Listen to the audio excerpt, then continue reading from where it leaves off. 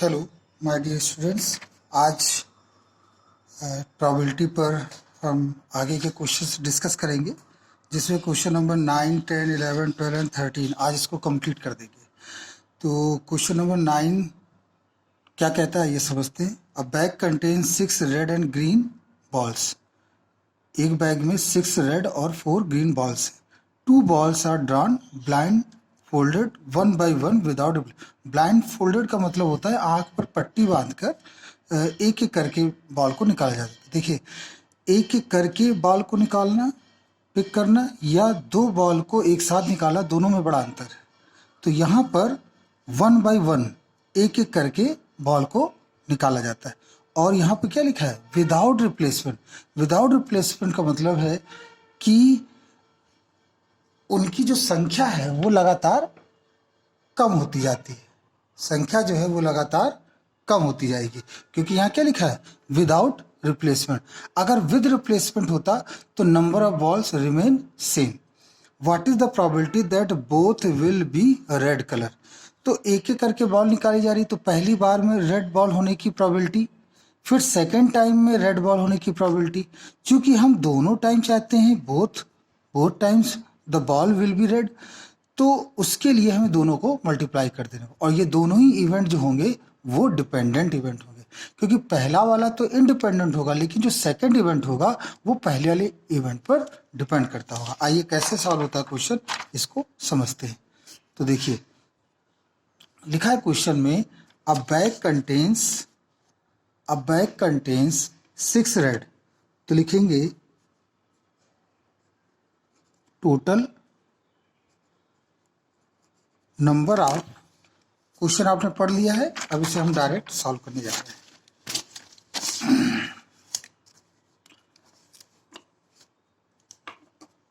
Total number of balls in bag equal to 6 plus 4, that is 10.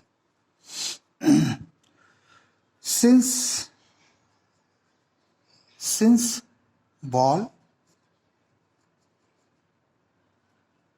balls are drawn one by one without replacement, so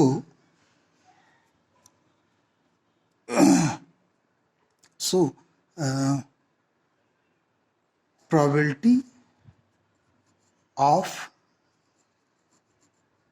getting red ball in first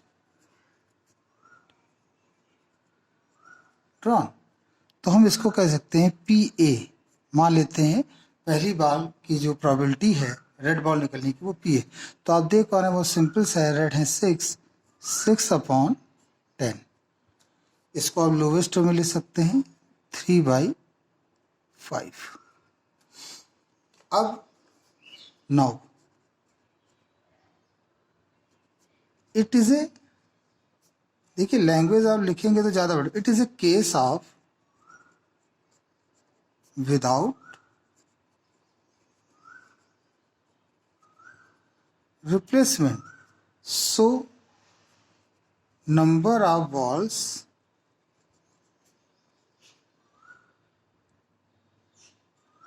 in the bag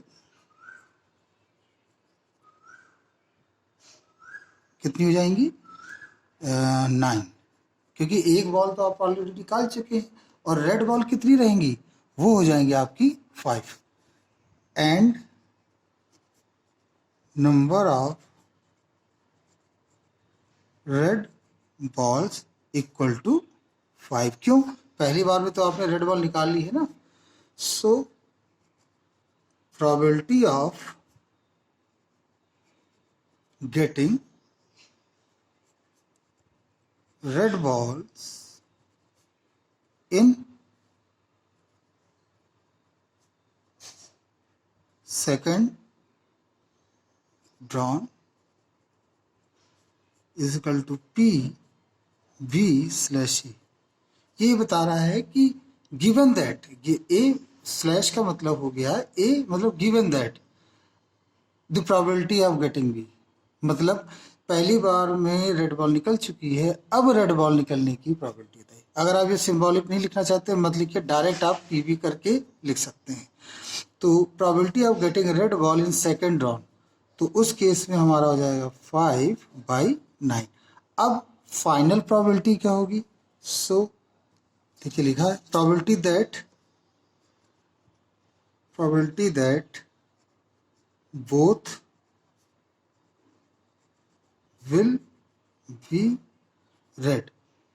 तो उसके लिए आप क्या करेंगे? 3/5 into 5/9 और ये हो जाएगा आपका 1/3। This is your answer. इसको सॉल्व कर लेंगे, निकलेगा आंसर। ये जो प्रोबेबिलिटी है ये डिपेंडेंट है। क्यों? सेकंड जो केस है वो पहले केस पर डिपेंड कर रहा है। अगर यहाँ पर विद रिप्लेसमेंट होता तो हमारे लिए नंबर ऑफ बॉल्स भी सेम होती बैग में और रेड बॉल भी सेम होती। क्योंकि यहाँ पर विदाउट रिप्लेसमेंट का केस हो गया, जिसकी वजह से सेकंड वाली जो इंसिडेंट है वो पहले पर निर्भर कर रही है, इसलिए ये हो गई dependent event. Now next question क्या है? नेक्स्ट क्वेश्चन को देखें। नेक्स्ट क्वेश्चन हमारा है a problem in statistics is given to 3 students A, B and C. Chances of solving 1/2, 1/3 and 1/4 is. What is the probability the problem will be solved? ये question बहुत ही अच्छा है और इसको थोड़ा एक्सप्लेन करना पड़ेगा, तभी आप इस क्वेश्चन को समझ पाएंगे। तो इस क्वेश्चन में 3 है A, B, C कैंडिडेट हैं और उनके जरिए क्वेश्चन को सॉल्व करने की प्रोबेबिलिटी है 1/2, फिर है 1/3, फिर है 1/4। तो इसको हम पहले क्वेश्चन में अपने इसको एक्सप्लेन कर लेते हैं। आंसर 10 क्या कहता है? पीए आप डायरेक्ट लिख दीजिए। पीए का मतलब हो गया probability of first student of solving question that is given that 1/2 and P B हो गया 1/3 एंड पीसी हो गया 1/4। ठीक है। अब ये हमसे कहते हैं कि what is the probability the problem will be solve. इसका मतलब ये हुआ कि अगर 3 स्टूडेंट्स में एक भी स्टूडेंट क्वेश्चन को सॉल्व कर देता है तो वो प्रॉब्लम हमारी सॉल्व हो जाएगी। तो ये केस है एटलीस्ट का। At least one student solve that problem, the problem will be solve. तो हम यहां लिखेंगे तो probability of problem will be solve equal to, जब भी एटलीस्ट का फॉर्मूला आता तो हम इसको ऐसे लिखते हैं 1 माइनस पी ए, फिर 1 माइनस पी बी, फिर 1 माइनस पी सी। ये होता हमारा फॉर्मूला। तो हम यहाँ पर इसको लिख लेंगे क्योंकि एटलीस्ट का ये question problem will be solve, तो हम उसको अंडरस्टूड है हमारे लिए कि ये जो केस है वो किसका है? वो केस है एटलीस्ट का। तो यहाँ पर हम एटलीस्ट को ही ध्यान में रखते हुए क्वेश्चन, क्योंकि आप खुद एक्सप्लेन करिए प्रॉब्लम कब सॉल्व होगी? जब कम से कम एक स्टूडेंट प्रॉब्लम को सॉल्व कर ले। तो हम यहाँ लिख देंगे 1 माइनस 1/2, 1 माइनस 1/3, 1 माइनस 1/4 और ये आ जाएगा 1/2, 2/3 एंड 3/4। ये 2 ये 3 कैंसिल, 1 1/4 और ये आ जाएगा आपका 3/4। तो ये आपका हो गया कि प्रॉब्लम विल बी सॉल्व। मतलब अगर कोई एक स्टूडेंट भी प्रॉब्लम को सॉल्व कर देता है तो प्रॉब्लम, तो हम यहाँ लिख सकते हैं it is a case of at least situation. It is a case of at least situation. तो जब एटलीस्ट की सिचुएशन होगी तो वहां हम ये काम करेंगे। इसके बाद what is the probability the problem will not be solve. तो देखिए प्रॉब्लम कब सॉल्व नहीं होगी, जब पहला ना सॉल्व कर पाए और सेकंड स्टूडेंट भी ना सॉल्व कर पाए एंड थर्ड स्टूडेंट भी सॉल्व ना कर पाए। तो हम लिखेंगे probability of problem will not be solved। तो उसके लिए बहुत सिंपल सा है कि हम यहां लिख देंगे 1 minus P A 1 minus P B और 1 माइनस पी सी। ठीक है, 1 माइनस पी ए मतलब देखिए वो मैंने आपको बताया था कॉम्प्लीमेंट्री इवेंट कि किसी इवेंट के होने की प्रोबेबिलिटी प्लस उस इवेंट के ना होने की प्रोबेबिलिटी का सम कितना होता है 1। तो ये पी ए क्या है, ये उस क्वेश्चन के सॉल्व होने की प्रोबेबिलिटी है बाय द स्टूडेंट ए। तो इस केस में जब इसे घटा देंगे तो ये हो जाएगा 1। तो ये probability that question will be not solve by student A. तो 1 माइनस 1/3 एंड 1 माइनस 1/4। और इसे सिंपली अगर हम सॉल्व कर लेंगे तो हमारा ये आंसर निकलेगा 1/4। तो ये हमारा हो गया सेकंड 10th क्वेश्चन का आंसर। अब आता है क्वेश्चन नंबर 11। क्वेश्चन नंबर 11 और आसान है। Probability of cricket team winning match at Kanpur. तो इसको हम यही सॉल्व कर देते हैं। आंसर 11। ठीक है, क्या कहता है देखिए, प्रोबेबिलिटी ऑफ क्रिकेट टीम, कोई क्रिकेट टीम है, winning match at Kanpur is 2/5 and losing match in Delhi is 1/7। तो हम इसको सिंबॉलिक रूप में लिख देंगे। प्रोबेबिलिटी कानपुर को के कर देते हैं और टीम की जीतने की प्रोबेबिलिटी कानपुर में कितनी है 2/5। बहुत सिंपल। फिर लूजिंग मैच की 1/7 है, तो जीतने की क्या प्रोबेबिलिटी होगी, कहाँ, दिल्ली में। तो हम यहाँ लिख देंगे 1 माइनस पी, क्योंकि ये डी बार है ना, डी बार मतलब उस इवेंट के ना होने के, मतलब लूज, वो मैच को हार जाने की प्रोबेबिलिटी ये दे रखी है।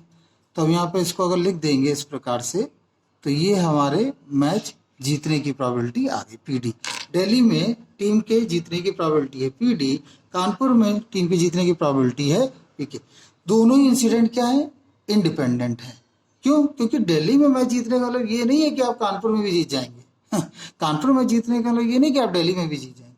What is the probability of team winning at least 1? देखिए it is a case of at least, और एटलीस्ट मैंने आपको बताया बहुत सिंपल सा प्रोबेबिलिटी, यहाँ पे आप लिखे स्टेटमेंट में, probability of team winning at least 1 match. At least का केस आए, बिल्कुल बहुत सिंपल सा क्वेश्चन हो जाता है। 1 माइनस पी के 1 माइनस पी डी। तो 1 माइनस पी के, तो वो तो आप देख ही पा रहे हैं यहाँ कितना लिखा, 1 माइनस 2/5 और 1 minus P D that is 6/7। और इसको हम सिंपली सॉल्व कर लें तो ये आ जाएगा 3/, देखिए एल से लेना तो स्टूडेंट्स आपको अच्छी तरह से पता ही होगा, और ये 1/7। और इसे सॉल्व कर लेते तो 3/35 और ये आ जाएगा 32/35। ये इसका आंसर आया। तो ये it is A case of at least situation. फिर अगला क्वेश्चन आपका आता है, इसमें लिखा हुआ है कि from a pack of 52 cards 2 card are drawn at random, what is the probability that one of them is a king and other is a queen. अब 2 card are drawn at random. देखिए at random का मतलब होता है without pattern, you can't predict what is going on in next step, what is going on in future, because it is a random situation. तो इस case को solve करने के लिए क्या दे रखा है हमें, from A pack of 52 cards eight random. देखिए यहाँ पर ये चूंकि एक साथ दो कार्ड्स निकाले जा रहे हैं, तो ये जो केस हो गया वो कॉम्बिनेशन का केस हुआ। तो कॉम्बिनेशन के केस के लिए हम पहले इस फार्मूले को यहाँ रिवाइज कर देते हैं जिससे आपको समझ में। देखिए यहाँ लगता है कॉम्बिनेशन का फार्मूला होता है NCR, that is factorial N, factorial R और factorial N minus R। That means suppose that n की वैल्यू है 10, C मीन्स होता कॉम्बिनेशन। हम 10 कैंडिडेट हैं और हम 3 का ग्रुप्स बनाना चाहते हैं। ये हम इस क्वेश्चंस को एक्सप्लेन करने के लिए थोड़ा सा इसके कॉन्सेप्ट के बारे में आपको बता रहे हैं।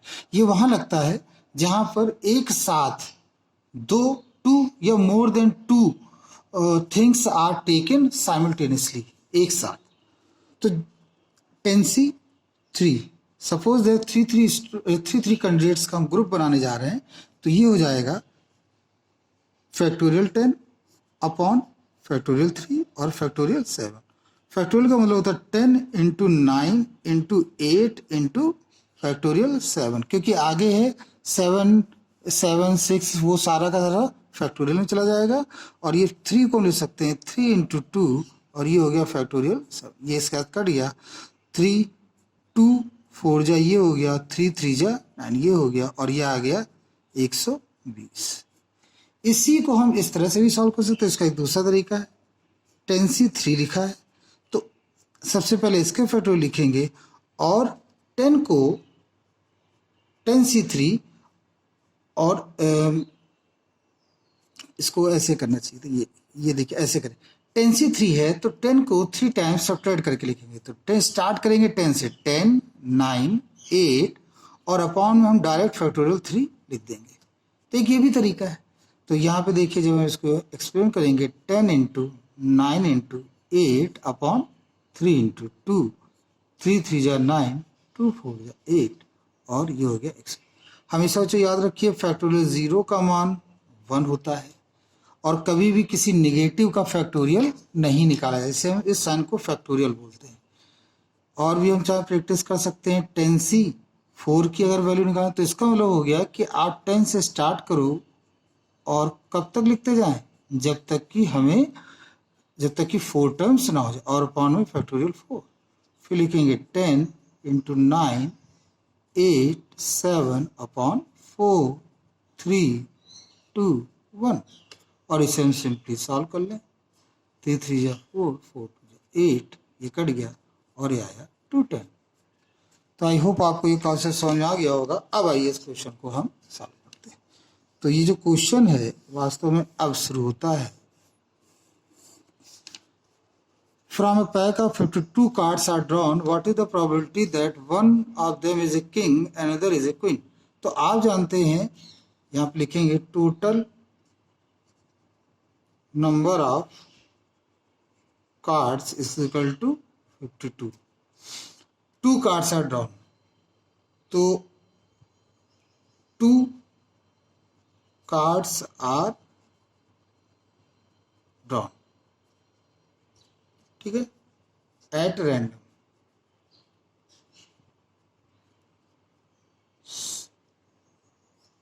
सो टोटल पॉसिबल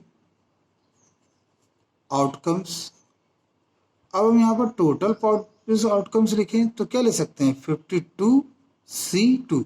अब आप खुद सोचिए, अगर हम टोटल पॉसिबल आउटकम्स की बात करें तो दो दो के कितने ग्रुप बनेंगे, तो वो बनेंगे 52C2। 2 के कंप्लीट ग्रुप्स कितने होंगे, 52C2। अब इन्हीं दो ग्रुप्स में हमारा वो एक ग्रुप शामिल होगा जिसमें एक कार्ड किंग का होगा और एक क्वीन का होगा, एक कार्ड किंग का और एक कार्ड क्वीन का। तो एक कार्ड किंग का एंड एक कार्ड क्वीन का, तो ये फेवरेबल केस में हम कैसे लिखेंगे, तो लिखेंगे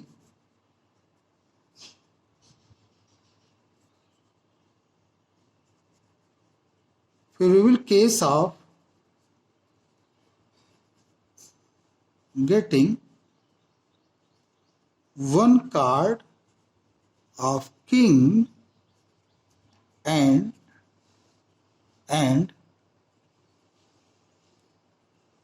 another card of queen equal to, अब देखिए चूंकि आपके पास किंग के कार्ड कितने हैं 4, तो वो जो पहला कार्ड होना चाहिए वो उस ग्रुप से आना चाहिए 4c1 एंड, और जो दूसरा कार्ड हो, हालांकि वो दोनों कार्ड एक साथ निकालें, लेकिन आप ये जानते हैं दोनों कार्ड एक साथ निकाले जाएंगे तो टोटल पॉसिबल आउटकम तो ये होंगे, लेकिन फेवर में कहां से निकलना चाहिए 4c1 उस ग्रुप से एंड अगेन 4c1 क्वीन के ग्रुप से, तभी तो आप ये लिख पाएंगे। अब ये देखिए दो कार्ड हो गए 1 और 1 2 कार्ड, तो अब ये लिखेंगे final probability equal to 4c1 into 4c1 upon 52c2, और इसे सॉल्व कर लेंगे 4c1 डायरेक्ट आंसर इसका 4 आएगा, और 4c1 डायरेक्ट आंसर, आप इस फॉर्मूले को अप्लाई करेंगे तो आप यही पाएंगे, और 52c2 52 इंटू 51, और ये पलट के ऊपर चला जाएगा तो फैक्टोरियल 2 हम यहाँ लिख देंगे 4 इंटू 4 इंटू 2 अपॉन 52 इंटू 51, तो इसे हम सॉल्व कर लेंगे और ये हो गया 8, और इसे हम अगर मल्टीप्लाई करें तो देखिए आएगा 13 मल्टीप्लाइड बाई 51, यह आया 663, तो हम यहाँ लिख सकते हैं 663, तो ये आपका आंसर, तो ये आपका क्वेश्चन था। 2 cards are drawn together at random.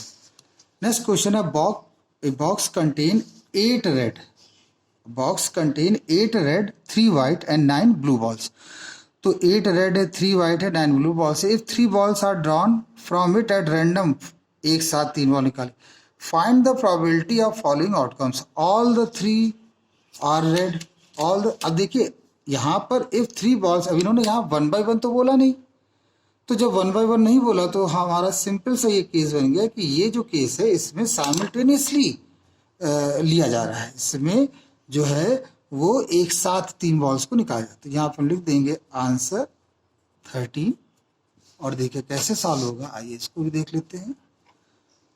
तो total number of balls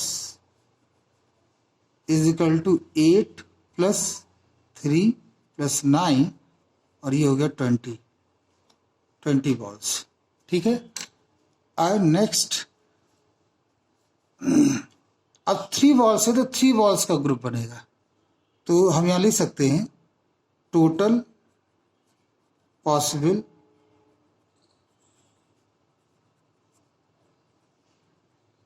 outcomes equal to 20c3, क्यों, वो जो 3 के ग्रुप बनने चाहिए वो कहाँ से बनने चाहिए 20 बॉल में से बनने चाहिए, तो वो हो गया 20c3। अब फेवरेबल केसेस कितने होंगे, तो वो ये कह रहा है ऑल आर 3 रेड बॉल्स, सबके सब तीनों के तीनों रेड बॉल्स, तो तीनों रेड बॉल कहाँ से आनी चाहिए, वो रेड के ग्रुप से आनी चाहिए, तो आप यहाँ लिखोगे favourable cases is equal to 8c3, तो आप लिखोगे probability of all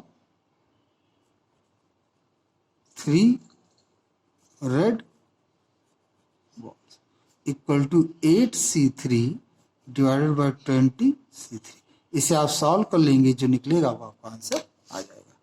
next question इसी का सेकंड पार्ट है, ऑल द 3 वाइट बॉल, तो ऑल द 3 वाइट बॉल के लिए वो सब कहाँ से आने चाहिए, इस 3 के ग्रुप से आने चाहिए, तो यहाँ पे हम डायरेक्ट लिख देंगे प्रोबेबिलिटी ऑफ ऑल 3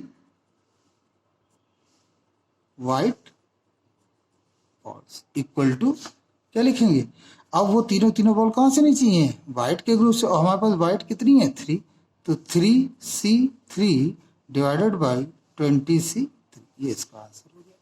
इसको बच्चे सॉल्व कर लीजिएगा।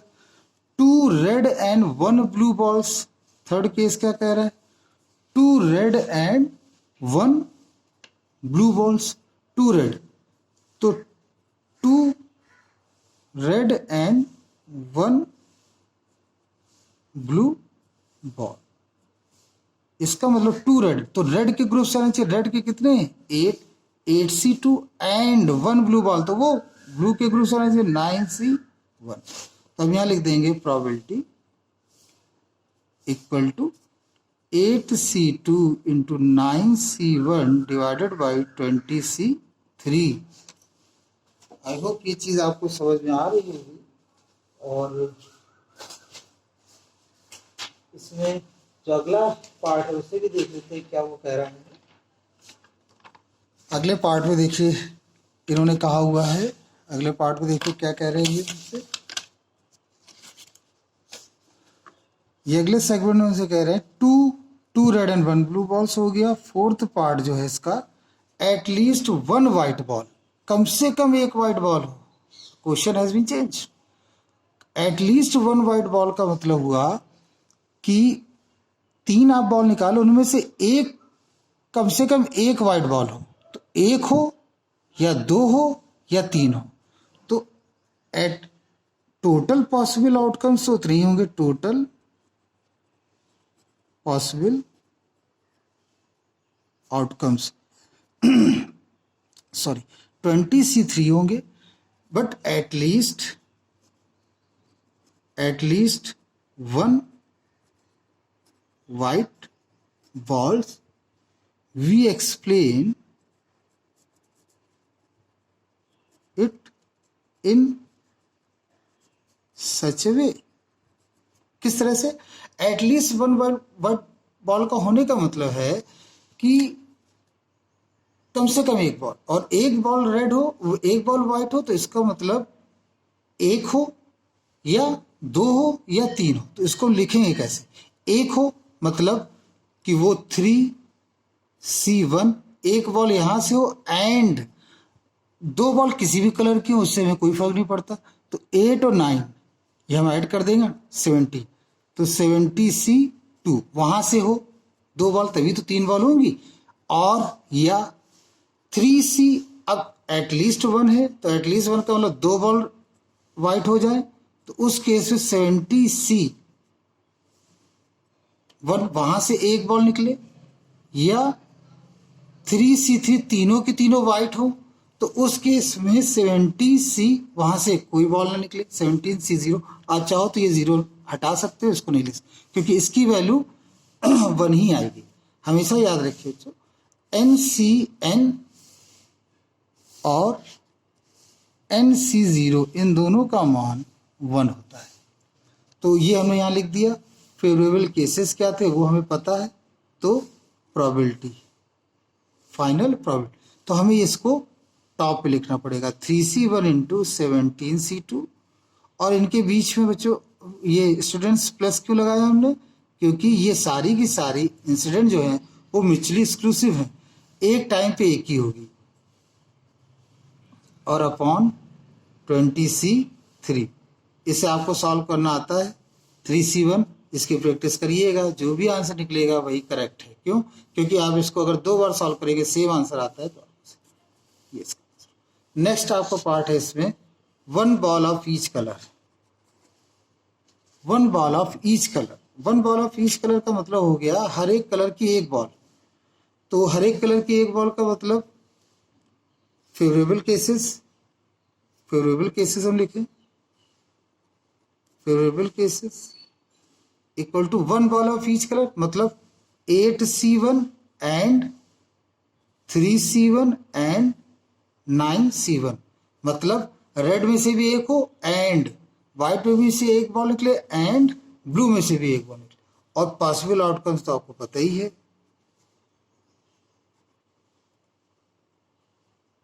पॉसिबल आउटकम्स की बात करें तो कितने टोटल? 20C3। तो प्रोबेबिलिटी क्या हो गई बच्चों? Probability is equal to 9C1 3C1 sorry 8C1 3C1 and 9C1 divided by 20C3, जो निकलेगा वो आपका आंसर। अब फिफ्थ पार्ट देखिए क्या कह रहा है।